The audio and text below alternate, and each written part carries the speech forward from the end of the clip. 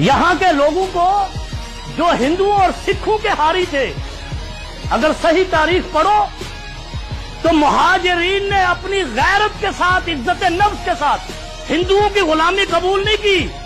आप उलमा के नाम ले, कितने उलमा हैं जो आपके यहां ये एम्प्रेस मार्केट में शहीद किए गए, उनको फांसियों पर लटकाया गया, लेकिन गैरत का और ईमान का सौदा उन्होंने नहीं किया। हिजरत कर ली, फांसियों पर लटक गए तोप खाने के सामने। न गोरों की गुलामी की है, न हिंदुओं की गुलामी की है, न सिखों की गुलामी की है, हिजरत कर ली है। और ये पैगंबर का शेवा है कि जहां ईमान रब्बुन अल्लाह मुस्तकिम न रहता हो, जमीन छोड़ दो।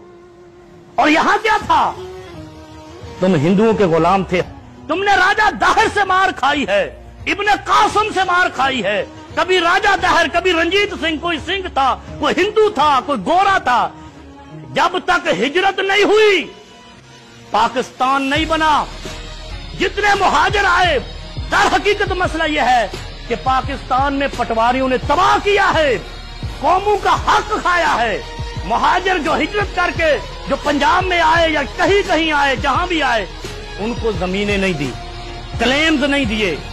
पाकिस्तान की सरकारी एयरलाइन PIA एक मुहाजिर की मलकियत थी, जिन्होंने अपनी एयरलाइन कंपनी और तमाम जहाज हुकूमत पाकिस्तान को तोहफे में दिए थे। कराची के इलाके गुलशन इकबाल में वाक़े अबुल हसन अस्फहानी रोड, जिन शख्सियत के नाम से मंसूब है, इन साहब का ताल्लुक हिंदुस्तान के शहर कलकत्ता से था। ये मुहाजिर हसन अस्फहानी साहब ता हयात चेयरमैन होंगे, जबकि MD हुकूमत पाकिस्तान का होगा।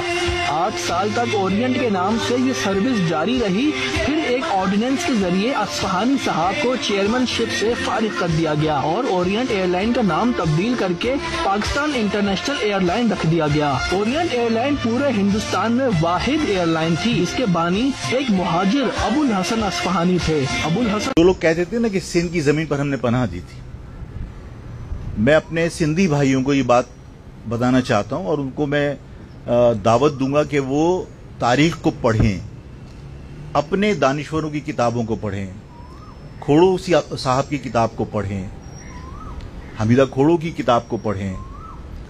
जो प्रोफेसर हैं बहुत सारे, जो साजिद सुमरो साहब, वो बड़ी दानिश्वराना गुफ्तगू करते हैं, उनकी भी किताबों को पढ़ें और हिस्ट्री के अंदर ये देखें कि पाकिस्तान के अंदर जिस सिंध की आप बात करते हैं कि हमने आपको पनाह दी थी, पाकिस्तान बनने से पहले ये सिंध हिंदुओं का सिंध था और बाकी जो मुसलमान सिंधी थे वो यहाँ गुलामों की तरह जिंदगी बसर कर रहे थे। ये सिंध के 69% प्रॉपर्टी जो है वो हिंदुओं की थी और यहां से हिंदू जब इंडिया गया है तो जो 69% प्रॉपर्टी सिंध की थी, जो महाजिर वहां से तकरीबन इतना ही पाकिस्तान में यहां आया सिंध में, वो प्रॉपर्टी किसको मिलनी चाहिए थी? जो उस नेहरू और कायदे आजम और माउंट बैटन ने जो साइन किए थे एग्रीमेंट के ऊपर, डेफिनेटली महाजिरों को। आज सिंधी जो महाजिरों का हक था उस जायदाद के ऊपर, उन जमीनों पर सिंधी वडेरा काबिज है, जिसको आप मतरूका सिंध कहते हैं। इसका मकसद यह है कि आप हमारी जमीन पर रह रहे हो, हम आपकी जमीन पर नहीं रह रहे।